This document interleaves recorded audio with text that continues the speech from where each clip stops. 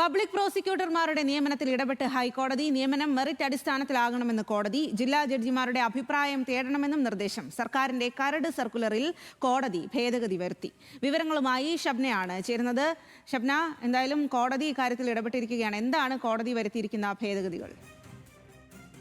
Swathi, sessions കോടതിയിലെ public പ്രോസിക്യൂട്ടർമാരുടെ നിയമനം സംബന്ധിച്ചും വലിയ വിവാദങ്ങൾ നിലനിൽക്കുന്ന സാഹചര്യത്തിലാണ് ഹൈക്കോടതിയുടെ ഒരു ഇടപെടൽ ഉണ്ടായിട്ടുള്ളത്. ഹൈക്കോടതിയിലെ നിയമനങ്ങൾ ലോയേഴ്സ് കോൺഗ്രസ് അടക്കം വലിയ രീതിയിൽ ചർച്ചയാക്കുകയും അല്ലെങ്കിൽ വിവാദത്തിലേക്ക് പോവുകയും ചെയ്തിരുന്നു.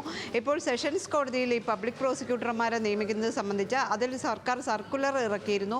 കാരണം കൃത്യമായ മാനദണ്ഡങ്ങൾ ഇതിൽ വേണം എന്ന രീതിയിലുള്ള ആക്ഷേപങ്ങൾ നേരത്തെ തന്നെ നിലനിന്നിരുന്നതാണ്.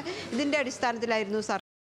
ഇപ്പോൾ ഹൈക്കോടതി ഈ വിഷയത്തിൽ ഇടപെട്ട് മെറിറ്റിൻ്റെ അടിസ്ഥാനത്തിൽ മാത്രം നിയമനം നടത്തണം എന്ന രീതിയിലേക്ക് സർക്കുലർ മാറ്റിയിരിക്കുന്നു. അതോടൊപ്പം തന്നെ ജില്ലാ ജഡ്ജിമാരുടെ അഭിപ്രായം, ഈ പ്രോസിക്യൂട്ടർമാരെ നിയമിക്കുമ്പോൾ ജില്ലാ ജഡ്ജിമാരുടെ അഭിപ്രായവും മറ്റൊന്ന് യോഗ്യതയും പരിഗണിക്കണം എന്നാണ് ഹൈക്കോടതി വ്യക്തമാക്കിയിട്ടുള്ളത്.